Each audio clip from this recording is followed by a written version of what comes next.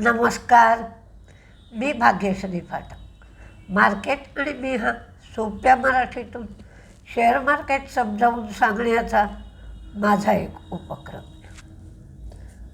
एकंदरीत डेटा पाहिला तर डेटा सुधारतोय असं दिसतंय. म्हणजे त्या दिवशी जे 1600-1700 पॉईंट मार्केट पडलं होतं ती अपवादात्मक गोष्ट होती असं धरायला हरकत नाही. दुसरं म्हणजे आता इराण आणि अमेरिकेच्या युद्धामध्ये काय चाललं आहे याचा परिणाम फारसा मार्केटवर होत नाही आहे असं दिसतं आहे.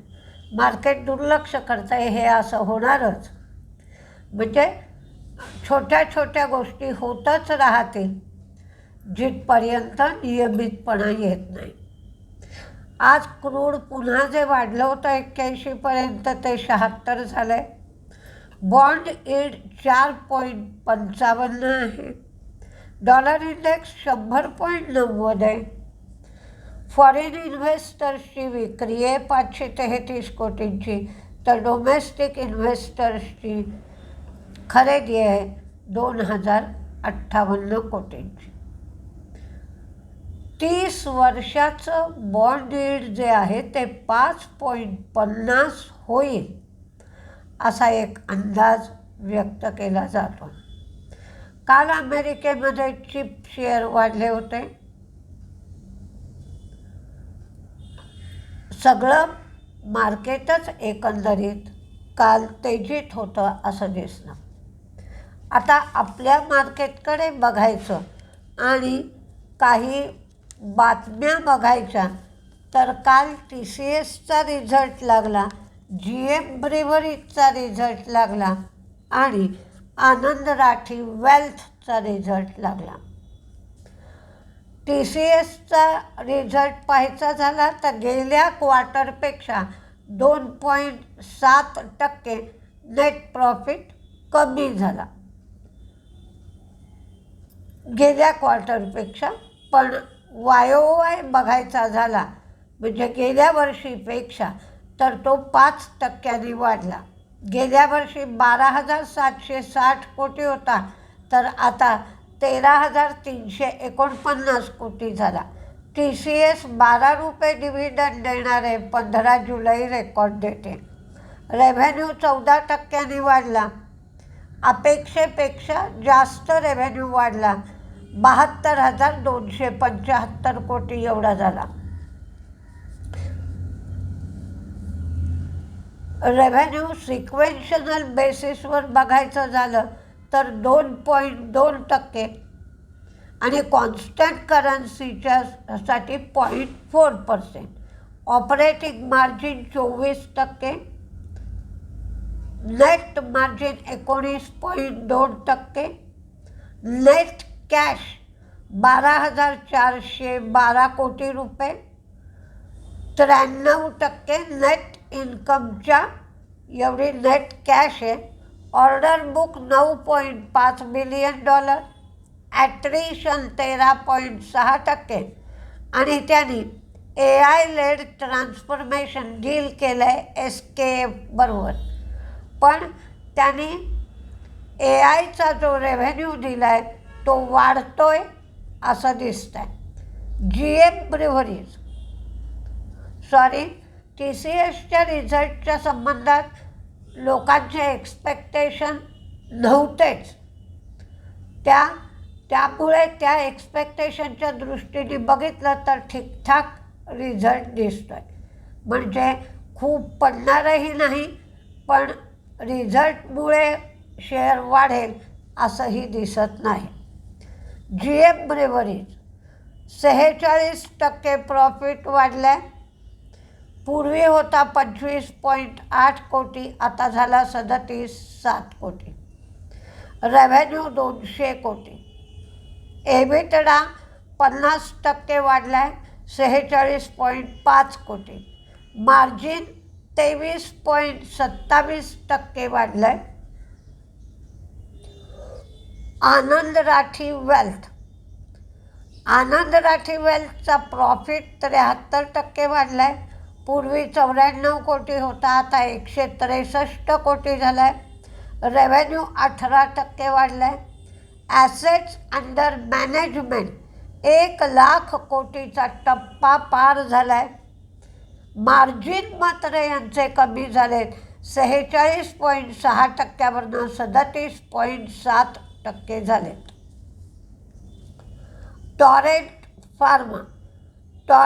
फार्मा सेमालिक्स इंजेक्शन डिस्पोजेबल पेन जी आहेत त्याच्या निवडक बॅचेस ते रिकॉल करणार आहेत. महिंद्रा अँड महिंद्रा यांची विक्री वाढली आहे 32.5%. ती 1.04 लाख युनिट एवढी झाली आहे. पूर्वी ही विक्री 78,142 युनिट एवढी होती. अपोलो मायक्रो प्रीमियर एक्सप्लोजिव्हच्या प्रमोटर शेअरहोल्डर बरोबर 41.33% स्टेक 1,550 कोटीला घेण्यासाठी त्यांनी शेअर परचेस ॲग्रीमेंट केला. ONGC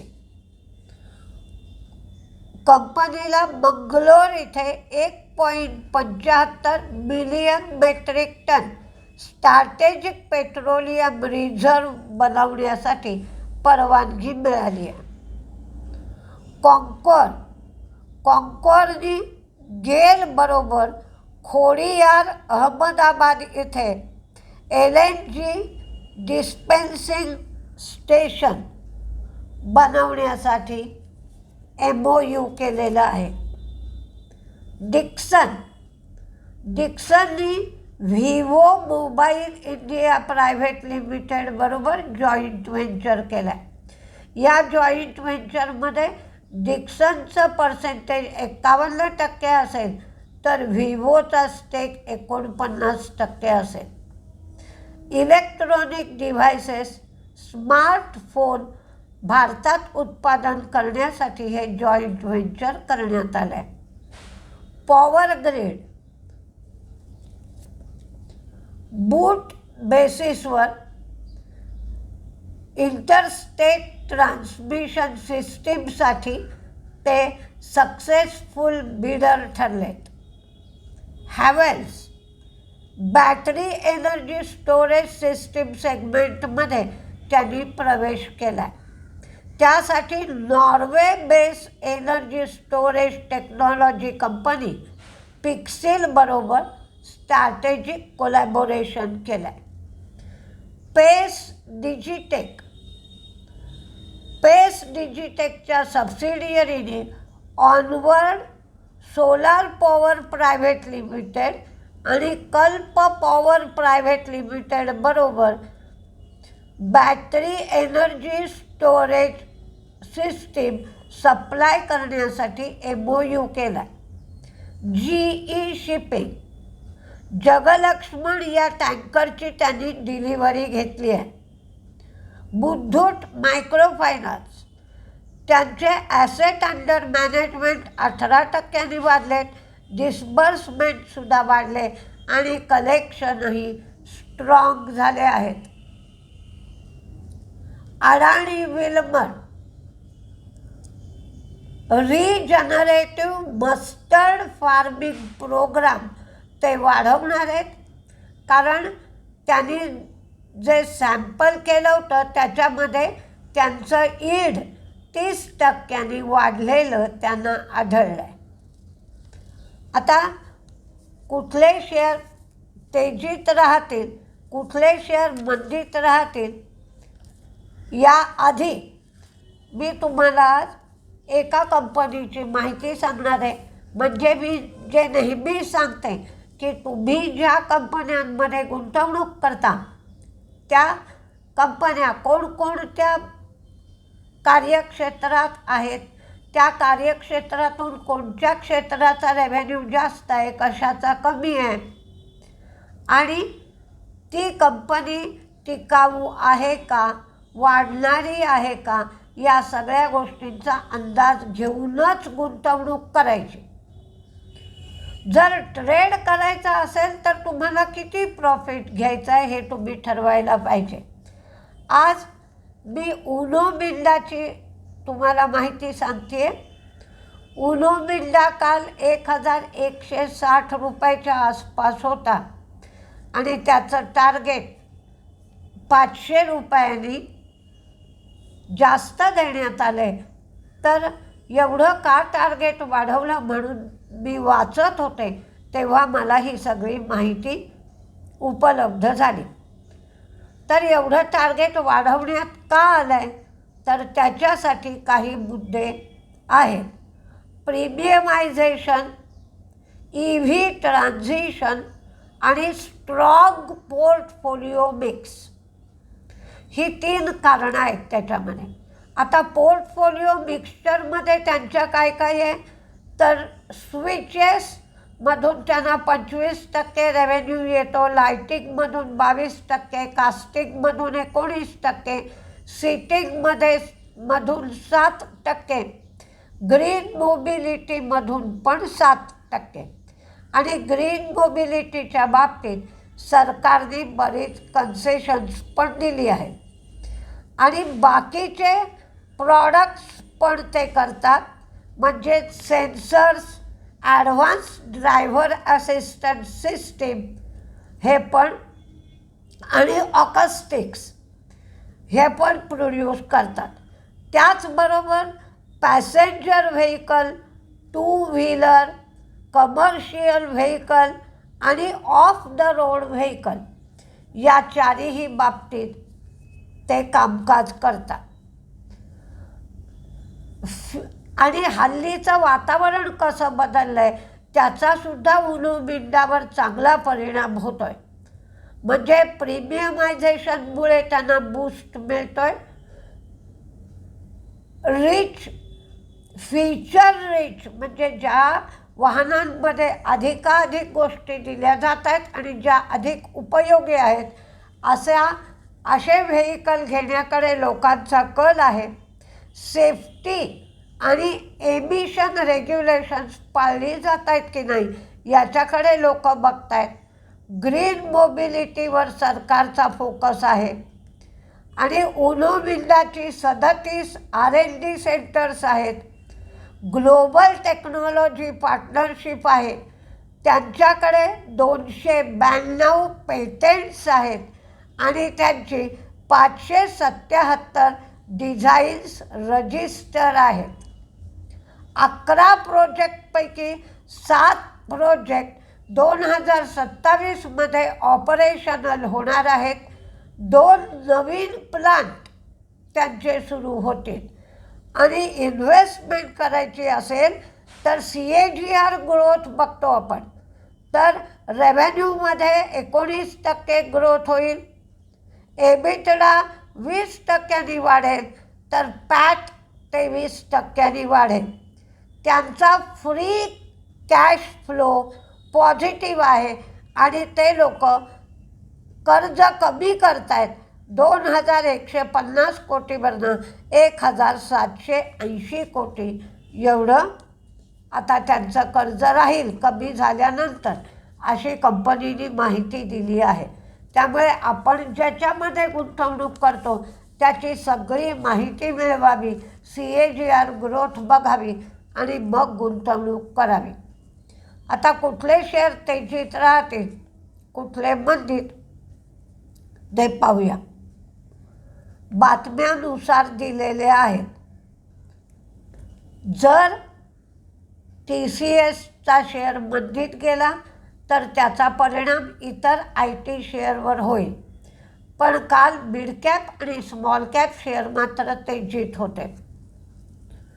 HAL, HDFC bank, Havells, premier explosive, premier energy, Muthoot micro finance, Hindustan copper, Hindustan zinc, Apollo micro, Dixon, Asian paint, Infosys, Indian bank, Mahindra and Mahindra, Unichem, Anand Rathi wealth, Swiggy, Nuvama wealth, Anantraj, blue jet health, power grid, GAIL, container corporation, Exide, urban, blue star, Jindal सॉ.